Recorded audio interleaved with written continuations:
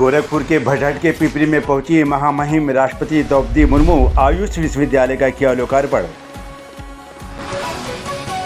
करते हुए उनका स्वागत करें, तालियों के साथ स्वागत। उत्तर से उन्नति, दक्षिण से दायित्व, पूर्व से प्रज्ञान, पश्चिम से प्रतिष्ठा, नैऋत्य से नैतिकता, वायव्य से वैभव, ईशान से ऐश्वर्य, आकाश से आशीष और पाताल से पुरुषार्थ की 10 दिशाओं के साथ।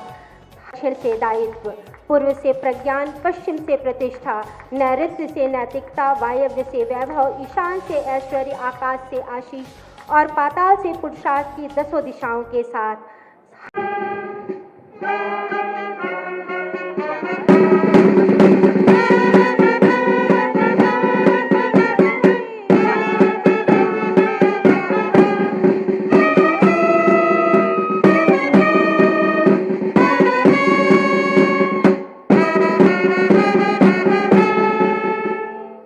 भारत माता की सादर अनुरोध, सादर धन्यवाद।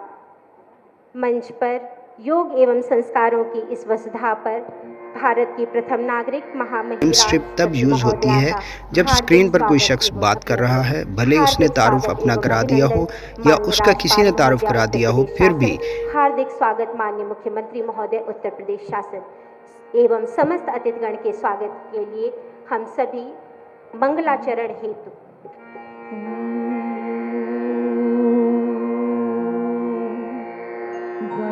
गणपतये नमः। ॐ सरस्वतये नमः।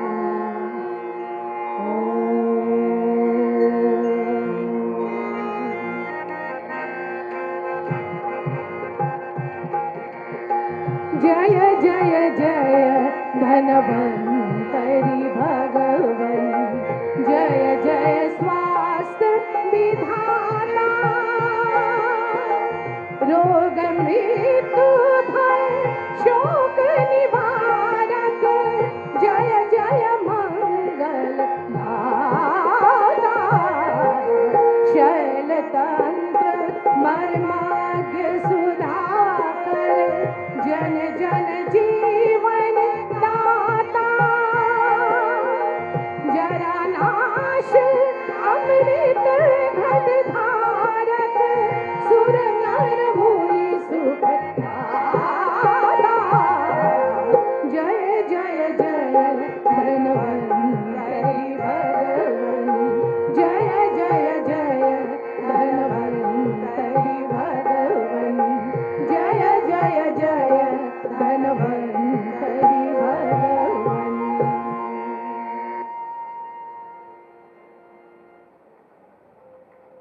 कार्यक्रम का शुभारंभ करते हुए उनका स्वागत करें, तालियों के साथ स्वागत। उत्तर से उन्नति, दक्षिण से दायित्व, पूर्व से प्रज्ञान, पश्चिम से प्रतिष्ठा, नैऋत्य से नैतिकता, वायव्य से वैभव, ईशान से ऐश्वर्य, आकाश से आशीष और पाताल से पुरुषार्थ की 10 दिशाओं के साथ सादर प्रणाम स्वीकार महोदय।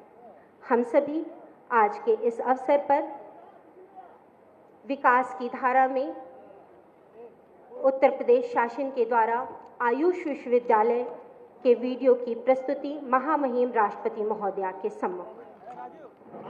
भक्ति और शक्ति के समन्वय की भूमि, नए भारत का नया उत्तर प्रदेश समग्र विकास के साथ बनी है विरासत के सम्मान का प्रेरक केंद्र।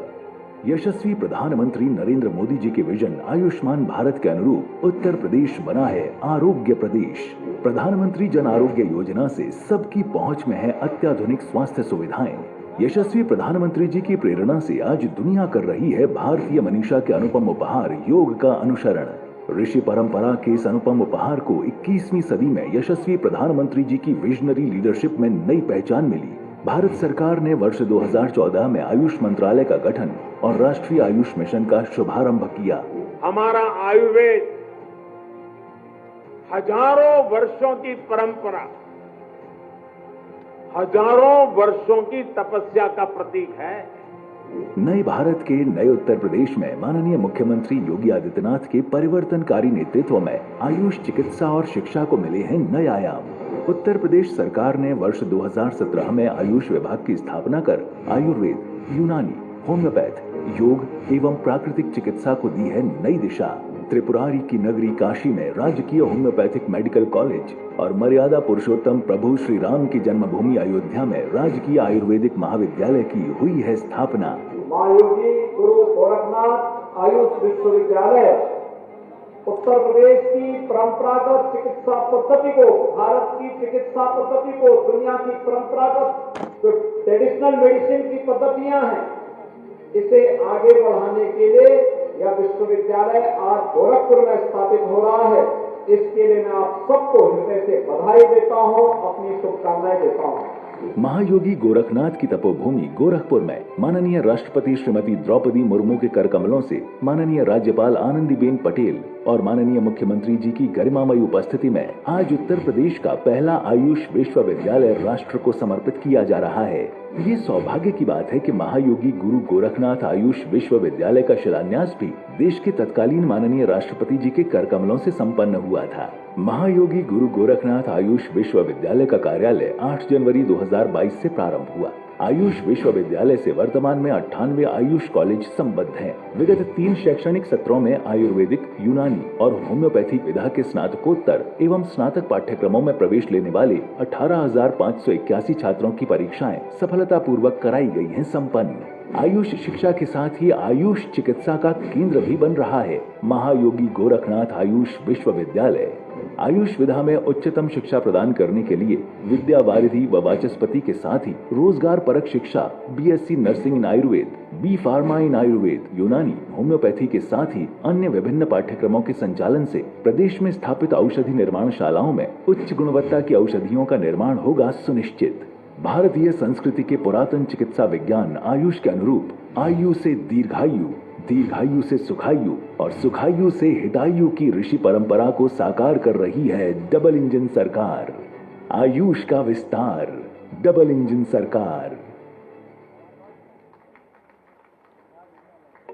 और इस हेतु वह क्षण जिस क्षण में हम सभी करबद्ध विनम्र अनुरोध करते हैं मंच पर विराजमान परम आदरणीय महामहिम राष्ट्रपति महोदया से कि महोदया आप अपने कर कमलों से रिमोट दबा करके आज के इस अवसर पर महायोगी गुरु गोरखनाथ आयुष विश्वविद्यालय उत्तर प्रदेश का लोकार्पण करें और तालियों के साथ 268 करोड़ रुपए की लागत से 52 एकड़ में विस्तृत आयुष विश्वविद्यालय का लोकार्पण महामहिम राष्ट्रपति महोदया के कर कमलों से माननीय राज्यपाल एवं माननीय मुख्यमंत्री महोदय के सानिध्य में इस लोकार्पण के कार्यक्रम के उपरांत देश का जीवन मंच पर आसीन परम श्रद्धेय गोरक्षपीठाधीश्वर माननीय मुख्यमंत्री महोदय उत्तर प्रदेश शासन से करबद्ध अनुरोध है कि आप अपने आशीष से हम सभी को अभिसिंचित करें। सादर अनुरोध।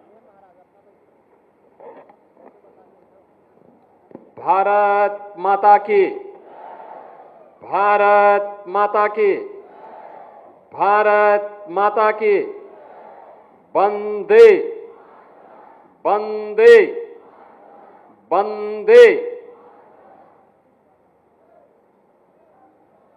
महायोगी गुरु गोरखनाथ आयुष विश्वविद्यालय के आज के इस लोकार्पण कार्यक्रम में जिनका पावन सानिध्य आज पूर्वी उत्तर प्रदेश के नागरिकों को प्राप्त हो रहा है, भारत की माननीय राष्ट्रपति आदरणीय द्रौपदी मुर्मू जी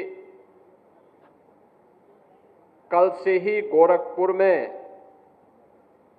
अपना सानिध्य और आशीर्वाद यहां के वासियों पर बरसा रही है।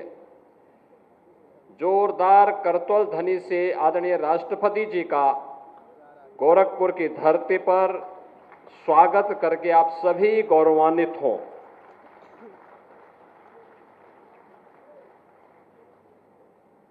आयुष विश्वविद्यालय के आज के इस लोकार्पण कार्यक्रम के अवसर पर मैं प्रदेश वासियों की ओर से, पूर्वी उत्तर प्रदेश वासियों की ओर से आदरणीय राष्ट्रपति जी का हृदय से स्वागत करता हूं, अभिनंदन करता हूं।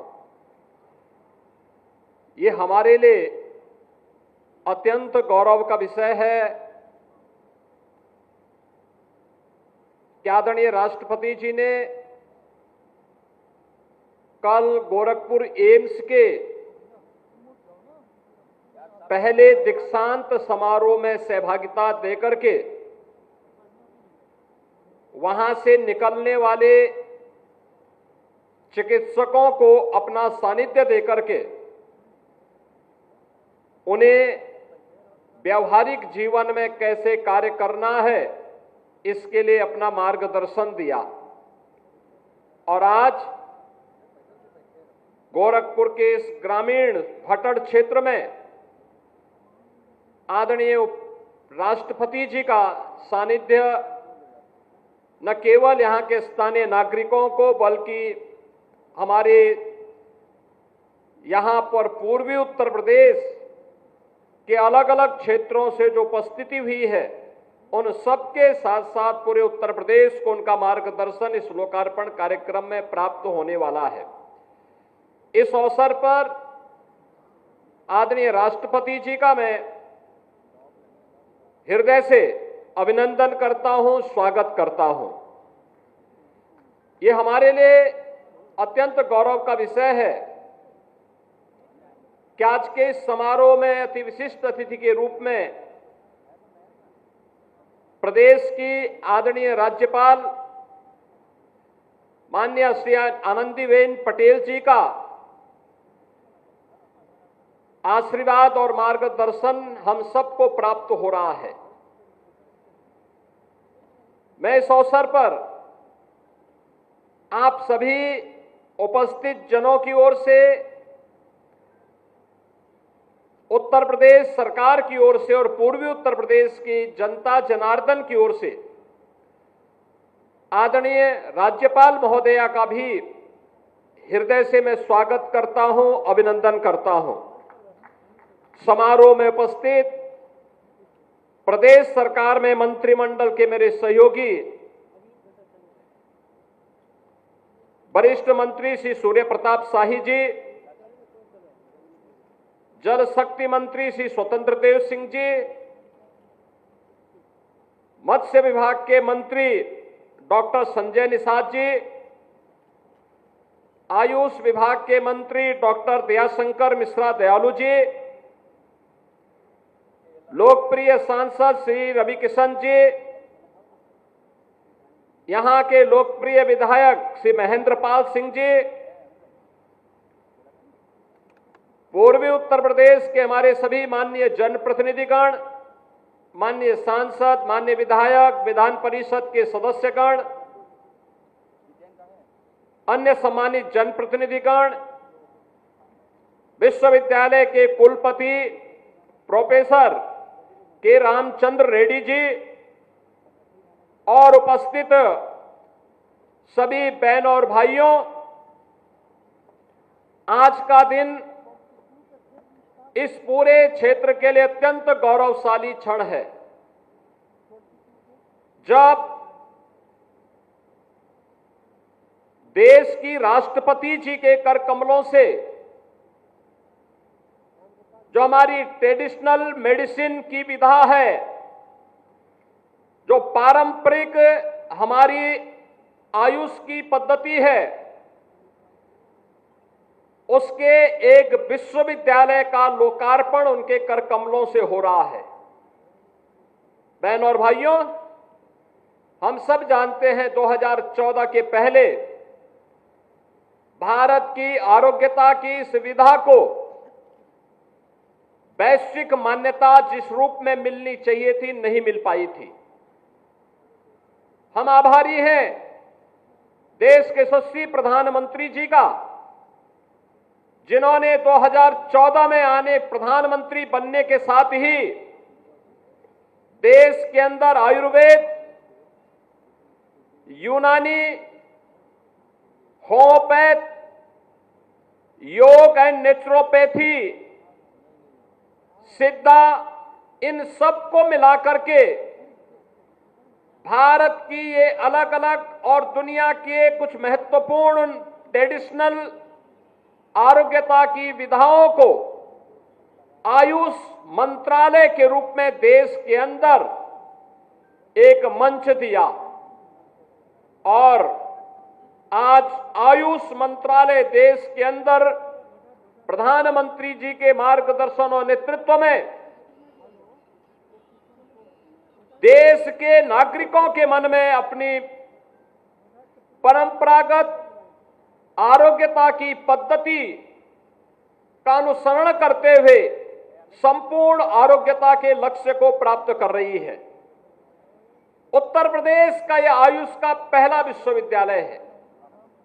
जैसा यहां पर आयुष मंत्री कह रहे थे कि आयुर्वेद, होम्योपैथ, यूनानी और अन्य ऐसी तमाम पद्धतियों से जुड़े हुए कॉलेजेस जो बिखरे हुए थे स्थानीय विश्वविद्यालयों से, जिनकी संबद्धता हुआ करती थी, अब इनकी संबद्धता हम लोगों ने इसी विश्वविद्यालय से कर ली है और आज लोकार्पण के साथ ही इस विश्वविद्यालय में इस नए सत्र में प्रवेश की प्रक्रिया को भी अब आगे बढ़ाने का कार्यक्रम प्रदेश सरकार आगे बढ़ाएगी और यहां पर आयुर्वेद से जुड़े हुए, होम्योपैथ से जुड़े हुए, योग एंड नेचुरोपैथी से जुड़े हुए, सिद्धा पद्धति से जुड़ी हुई आरोग्यता की उस विधा का लाभ न केवल यहां के लोग कर पाएंगे बल्कि उसके रिसर्च एंड डेवलपमेंट के एक नए केंद्र के रूप में क्षेत्र विकसित होकर के यहां के किसानों को, यहां के नौजवानों के लिए ट्रेडिशनल मेडिसिन में एक नई रोजगार की संभावनाओं को विकसित करने में भी इस विश्वविद्यालय की एक बड़ी भूमिका होगी। बहन और भाइयों, गोरखपुर महायोगी भगवान गोरखनाथ की पावन धरा है और जब हम भारत की आयुष की पद्धति की बात करते हैं तो आयुर्वेद में रसशास्त्र और धातु विज्ञान का आविष्कार नवनाथ 84 सिद्धों की परंपरा से जुड़ता है। ये नवनाथ 84 सिद्धों की वो परंपरा जिसको व्यवस्थित स्वरूप देकर के नेतृत्व प्रदान करने का काम भगवान गोरखनाथ ने भगवान शिव के इस योगी अवतार के रूप में भगवान गोरखनाथ ने दिया था। भगवान गोरखनाथ के नाम पर बने हुए इस आयुष विश्वविद्यालय के माध्यम से भारत की परंपरागत आरोग्यता की विधा का लाभ हमारा नौजवान ले सके। भारत प्रधानमंत्री जी के विजन के अनुरूप हेल्थ टूरिज्म के एक नए डेस्टिनेशन के रूप में दुनिया को अपनी ओर आकर्षित कर सके, इस दृष्टि से यह विश्वविद्यालय एक निर्णायक भूमिका का निर्वहन करेगा। प्रदेश के अंदर अभी हमारे 6 ऐसे कमिश्नरी हैं जहां पर आयुष पद्धति का कोई महाविद्यालय नहीं और सरकार ने तय किया है कि हम उन मंडलों में भी एक एक आयुष पद्धति का कॉलेज स्थापित करेंगे, वहां पे कॉलेजेस स्थापित होंगे। आज की पीढ़ी को इन ट्रेडिशनल मेडिसिन की विधा के साथ जुड़ने का अवसर प्राप्त होगा तो हर जनपद में एक आरोग्यता के लिए हेल्थ एंड वेलनेस सेंटर बनेगा जो 100 बेडेड का मिनिमम होगा।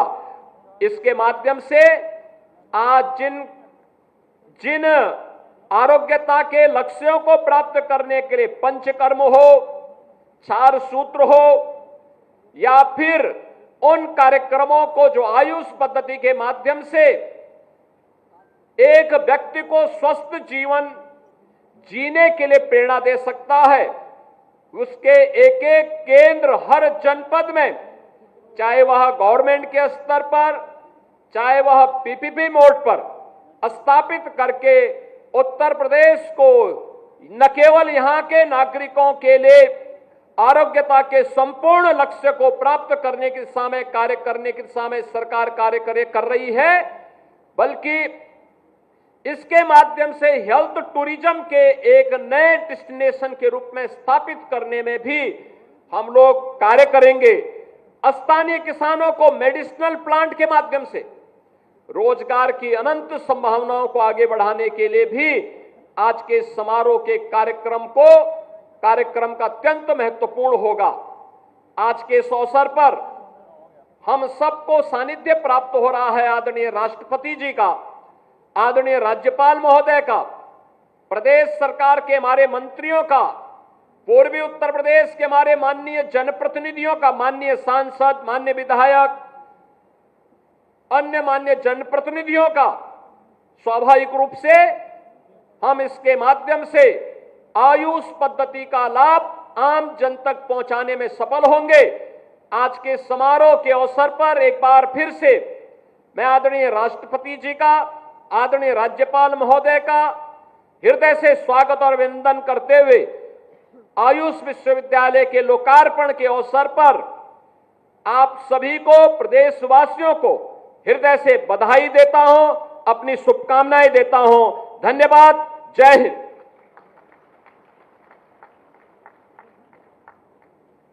आशीष धन्यवाद महोदय, सादर प्रणाम। उद्बोधन की इस श्रृंखला में मंच पर आसीन चित्कर अनुग्रहित करें। तालियों के साथ इस क्षण को आप सभी सादर प्रणाम अपने स्थान पर खड़े होकर के प्रणाम निवेदित करें। गुंजायमान ध्वनि।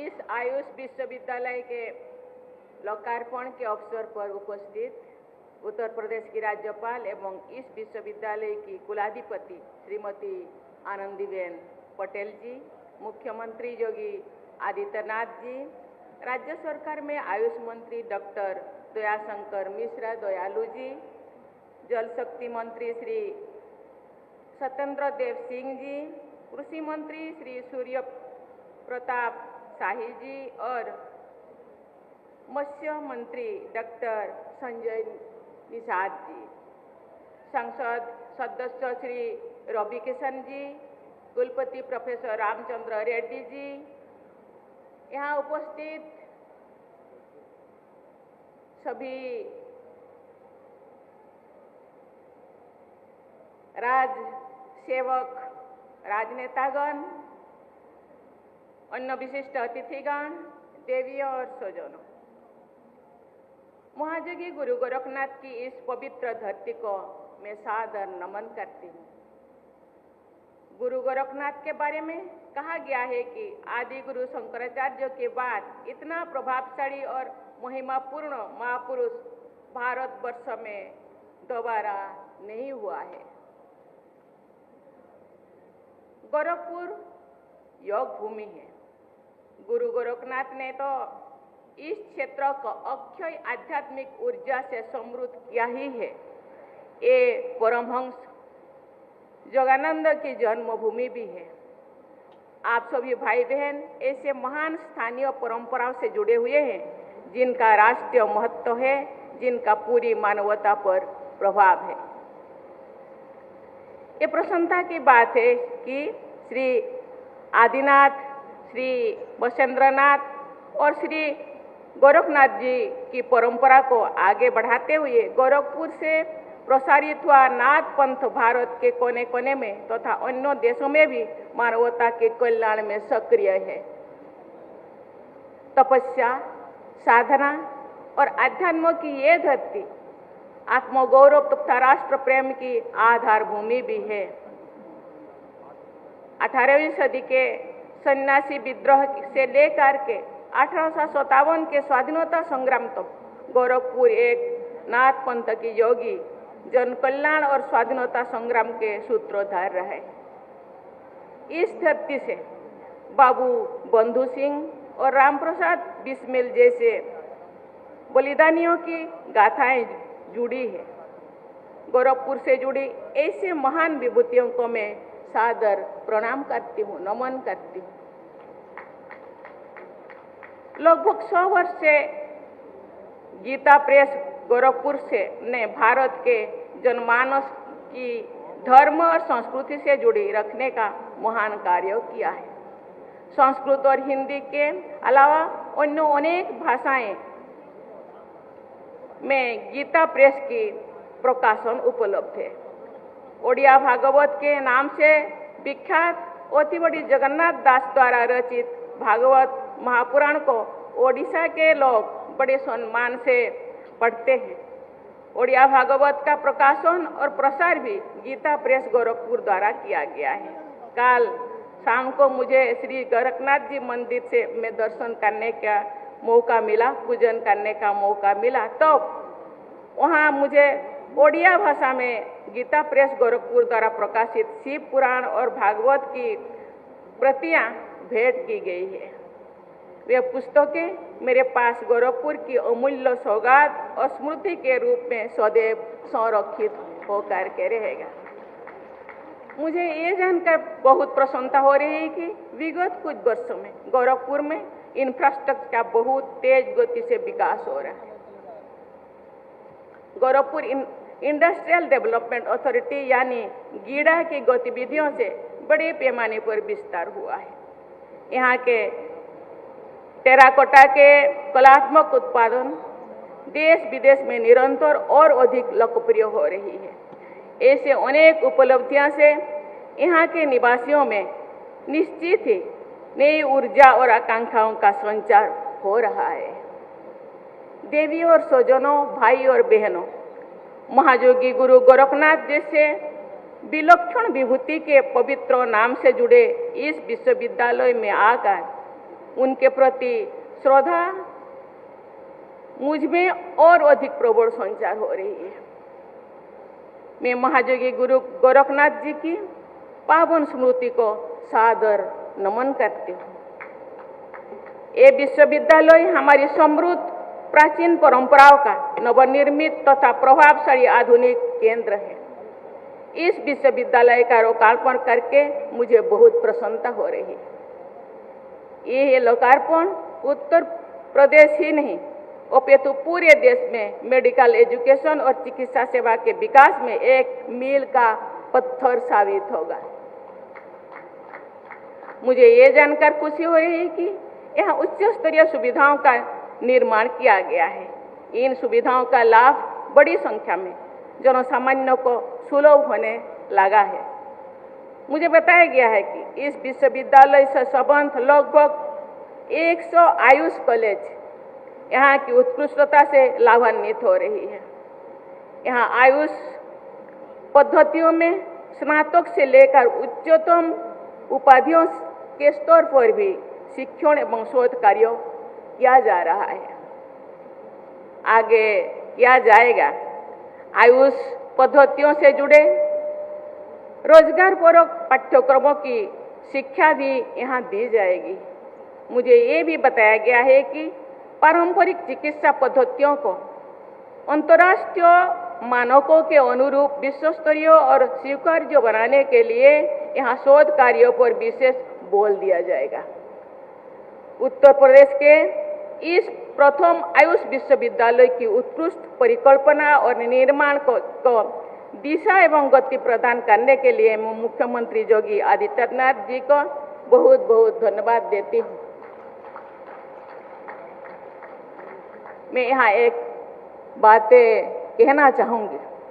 मैं जो जनसेवा में अपने कदम बढ़ाई, मुझे कुछ लोग बताए आपको अथक सेवाधारी बनना है। अथक मीन्स जनसेवा में थकना मना है। आप थक नहीं सकते, दिन रात आपको परिश्रम करना पड़ेगा। आपको निद्राजीत बनना है। मैंने बोली निद्राजीत बनने के लिए डॉक्टर कहते हैं कि आपको 6 या 8 घंटा आपको काम करना पड़ेगा, सोना पड़ेगा, नहीं तो आपकी बॉडी आपको साथ नहीं देगा।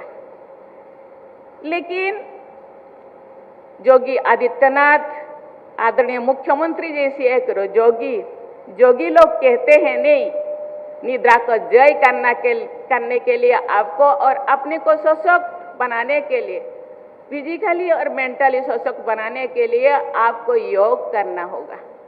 योग करने से 8 घंटा का जो नींद आपको 3 घंटे में ही पूरा होगा। मैं धन्यवाद देना चाहती हूँ उनका अथक परिश्रम, जनता के प्रति समर्पण भाव,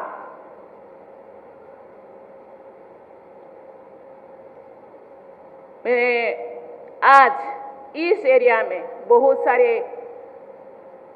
इंफ्रास्ट्रक्चर सुविधाएं, चाहे स्वास्थ्य हो, चाहे शिक्षा हो, चाहे कृषि हो, हर क्षेत्रों में जनता को समर्पित है। लेकिन भाइयों बहनों, देवियों और स्वजनों, जनता के प्रतिनिधि अथक परिश्रम करते हैं, निद्राजीत बनते हैं,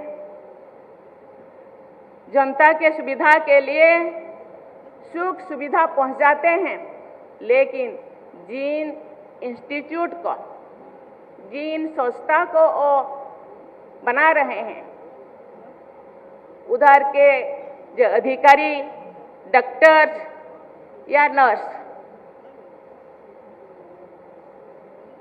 उनको भी अथक बनना है, निद्राजीत बनना है और जनता का सेवा करना है। ये जिस दिन इस क्षेत्र में कदम रखने के लिए मनस्थ करते हैं, चिंतित करते हैं, उस दिन उनको डिसाइड करना होगा कि मुझे जिस क्षेत्र में कदम रखने के लिए, उस दिन वो प्रॉमिस करते हैं कि मुझे अथक बनना है, लेकिन सही जिंदगी में हमको सोचना होगा, मैं सही महीने में वही काम करती हूँ जो जिस दिन मैं इस संस्था में काम करने के लिए मैं आई, खुद को सोचना होगा। इसीलिए मैं सभी को, जितने डॉक्टर्स, जितने नर्सेस, जितने सेवादारी को, ये आप लोग जीवनदायिनी है। जीवन जीने के लिए सुविधा जोगी जी जैसे, मंत्री जैसे, राज्यपाल जैसे संस्थाएं आपको दे देते हैं, लेकिन उस संस्था का जो प्रयोग आपके हाथों हो रही है, इसीलिए क्योंकि हम भी भाइयों बहनों और देवियों स्वजनों, हम भारत की संतान हैं, इसीलिए हम बहुत ही भाग्यशाली हैं। कहा जाता है कि भारत जोगी ऋषियों की भूमि है। कहा जाता है जोगी और उनके हम दायाद है, उत्तर पीढ़ी है। कहा जाता है जोगी ऋषि 300 साल, 400 साल, 200 साल जीते थे। कहा जाता है ये जो शरीर पंचभूतों से तैयारी हुआ है, जल, स्थल, आकाश, ये जिस चीज को हम अभी लेते हैं, इसीलिए ऋषि बागभट कहते हैं, जिंदगी जीने के लिए उसको जो पूछा गया, उसको पूछते हैं कि जिंदगी स्वस्थ रखने के लिए क्या चाहिए? हितभुक, ऋतभुक और मितभुक। हितकर, मित और सात्विक। आज जिस चीज को आदरणीय राज्यपाल ने बोले, इसीलिए हमको ध्यान देना होगा। आज हम लोगों के पास संसाधन है, हम लोगों के पास बहुत सारे सुविधाएं हैं, लेकिन सही महीने में हर सुविधा को आप अपने शरीर के लिए यूज करें, यूटिलाइज करें, और जो यूटिलाइज करेंगे हम लोगों का स्वास्थ्य ठीक महीने में स्वस्थ रहेगा। इसीलिए आज जो भी स्कूलें हैं, कॉलेजेस हैं, वो सही है। मैं धन्यवाद देना चाहती हूँ प्रधानमंत्री नरेंद्र मोदी जी को। आज इंटरनेशनल योगा डे हो रहा है। योगा केवल एक दिन का नहीं है। मैं मानती हूँ जो योगा है, जो खेती करते हैं, जो जंगलों में काम करते हैं, जो इंडस्ट्री में जो हार्डवर्क करते हैं, उनके लिए योगा आवश्यकता नहीं है। लेकिन जो ऑफिस में काम करते हैं, जो फिजिकल वर्क बहुत कम करते हैं, उनका योगा आवश्यक है। खान पान हर चीज का जो सही परिमाण होना चाहिए। इसीलिए भारत के वो पूर्वजों मुनि ऋषि, उनका हम दायाद कहता है, हम उत्तर पीढ़ी कहलाते हैं, तो उनका मान रखना है। आज भारत का डंका सारा विश्व में बाज रहा है, लेकिन उसी चीज को आगे बढ़ाने के लिए हम पूरा भारतवासी इस चीज को ध्यान में रखना है। हम लोगों को कहते हैं कि स्वास्थ्य ही संपदा, क्योंकि स्वास्थ्य ठीक रहेगा तो फिर भारत को आगे बढ़ाने के लिए जो हम सपना देखते हैं कि 2047 तक हम विश्व गुरु बनेंगे, विकसित भारत बनेगा, तो इसी के लिए आज से हम लोगों को प्रयास करना होगा। और इसी संस्था वो एक माध्यम होगा। और जितने भी संस्थाएं, एजुकेशन संस्थाएं हो, इंस्टीट्यूशन हो या हेल्थ इंस्टीट्यूशन हो या कोई भी इंस्टीट्यूशन हो, वो उसका माध्यम है जिस चीज को यहाँ के मुख्यमंत्री और बहुत सारे मंत्रियां हम लोगों के लिए सुविधा दे रहे हैं। उत्तर प्रदेश राज्य सरकार के अंतर्गत संचालित सभी विश्वविद्यालय का ये सौभाग्य है कि उन्हें कुलाधिपति के रूप में राज्यपाल महोदया श्रीमती आनंदी पटेल जी का मार्गदर्शन भी मिल रहा है।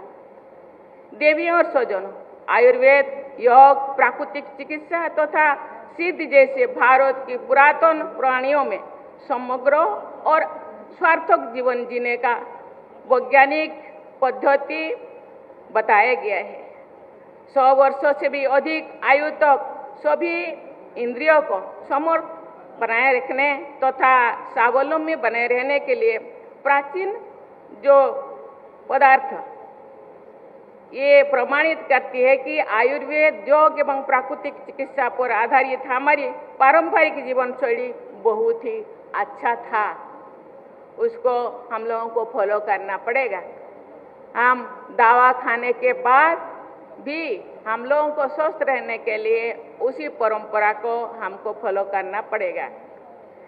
आयुर्वेद पर आधारित हमारी प्राचीन जीवन शैली में दिनचर्या, ऋतुचर्या और रात्रिचर्या पर बहुत ध्यान दिया जाना चाहिए। संतुलित आहार, विहार और विचार को महत्व दिया जाता था, अभी भी हमको देना चाहिए। हमारे यहाँ आरोग्य को धर्म, अर्थ, कामों तथा मोक्ष की उत्तम आधारशिला माना गया है। आयुर्वेद हमारी धरती से जुड़ा हुआ है। हमारे खेतों में, हमारे जंगलों में औषधियों, वनस्पतियों और जड़ी बूटियों का खजाना आज भी मौजूद है। इन पर आधारित आसोप और अरिष्ट औषधियों की कोई एक्सपायरी डेट नहीं है। हम जो एलोपैथी दवा लेते हैं, कभी कभी उसका एक्सपायरी डेट होता है, लेकिन आयुर्वेद में कोई एक्सपायरी डेट नहीं है। इससे आयुर्वेद चिकित्सा पद्धति की आश्चर्यजनक वैज्ञानिकता का प्रमाण मिलता है। देवी और स्वजनों, वसुधैव कुटुंबकम की सर्वसमावेशी एवं उपयोगी दृष्टि के आधार पर हमने विदेश में उत्पन्न हुई चिकित्सा पद्धतियों को भी आयुष पद्धतियों में शामिल किया है। आज यूनान तथा मध्य एशिया के देशों में यूनानी चिकित्सा पद्धति का उतना उपयोग नहीं होता है जितना कि भारत में होता है। जर्मनी में विकसित हुई होम्योपैथी चिकित्सा को हमारी देश ने पूरी तरह अपना लिया है। वर्ष 2014 में केंद्र सरकार ने तथा वर्ष 2017 से उत्तर प्रदेश सरकार ने आयुष विभागों की स्थापना करके देश विदेश की इन सभी उपयोगी पद्धतियों के नई ऊर्जा के साथ प्रोत्साहित किया है। ये प्रोत्साहन निरंतर आगे बढ़ रहा है। इस विश्वविद्यालय का ये लोकार्पण समारोह आयुष पद्धतियों के पुनर्जागरण का एक महत्वपूर्ण उत्सव है। आयुष में समाहित आयुर्वेद, योग और सिद्ध पद्धतियां विश्व समुदाय को भारत की अनमोल सौगात है। आयुर्वेद का जनक भगवान धन्वंतरि को माना जाता है। चरक को काय चिकित्सा का एक सुश्रुत को शिल्प चिकित्सा का प्रवर्तक जाना जाता है। बाघभट जैसे आयुर्वेदाचार्य ने मानव कल्याण के लिए प्रचुर ज्ञान राशि का सृजन किया है। विद्वानों की मान्यता है कि नाथ परंपरा के रोगियों ने चिकित्सा के लिए खनिजों और धातुओं पर आधारित भस्म के प्रभावी और सर्वथा सुरक्षित ये प्रयोग किए थे। हठ योग की प्रतिष्ठा करके महायोगी गोरखनाथ ने राष्ट्र के समग्र पुनर्जागरण को कार्य किया है। उसका प्रभाव अद्वितीय भी है। योग के क्षेत्र में गुरु गोरखनाथ की महानता को समझाने के लिए गोस्वामी तुलसीदास जी ने कहा था, गोरख जगाए जग, अर्थात गुरु गोरखनाथ ने योग की परंपरा को फिर से जगाया था। उन्होंने जनभाषा के माध्यम से साधकों में ही नहीं बल्कि जनसाधारण में भी हठ योग का व्यापक प्रचार प्रसार किया था। देवियों और स्वजनों, विगत 21 जून को विश्व के अनेक देशों ने उत्साहपूर्वक अंतर्राष्ट्रीय योग दिवस मनाया गया है। पिछले कुछ वर्षों के दौरान अपने अपने देश में योग पद्धति का प्रचार प्रसार करने वाले विदेशी नागरिकों को भी पद्मश्री से सम्मानित किया गया है। मुझे बताया गया है कि आयुष पद्धतियों पर आधारित चिकित्सा की लोकप्रियता बढ़ रही है। ये विश्वविद्यालय आयुष पद्धतियों की लोकप्रियता को और अधिक बढ़ाने में प्रमुख भूमिका निभा सकता है। इन पद्धतियों की वैज्ञानिक स्वीकार्यता को बढ़ाने में भी ऐसे विश्वविद्यालय का निर्णायक योगदान रहेगा।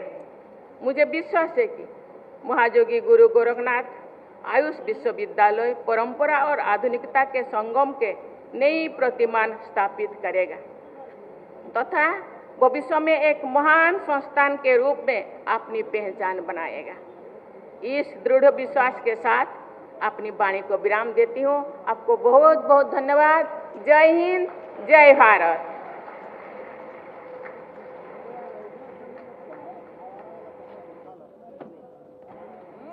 आकाश भर अशेष प्रणाम महोदया। आप सभी अपने स्थान पर राष्ट्रगान के लिए खड़े हो जाएंगे। 35वीं पीएसी बैंड के द्वारा राष्ट्रगान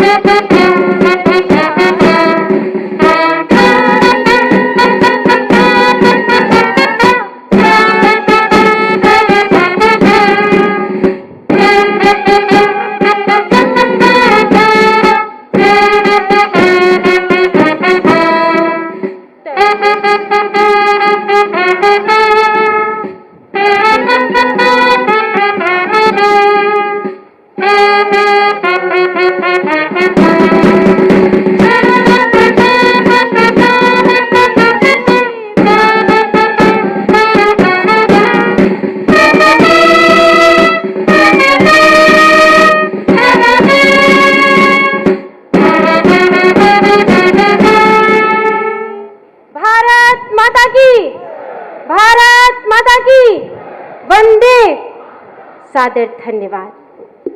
आशीष प्रणाम समस्त मंचासीन अतिथिगणों को कोटि सह धन्यवाद। महामहिम राष्ट्रपति महोदया, आपका वरद हस्त संरक्षण सदैव हम सभी पर सदैव यूं ही बना रहे। आपके सानिध्य में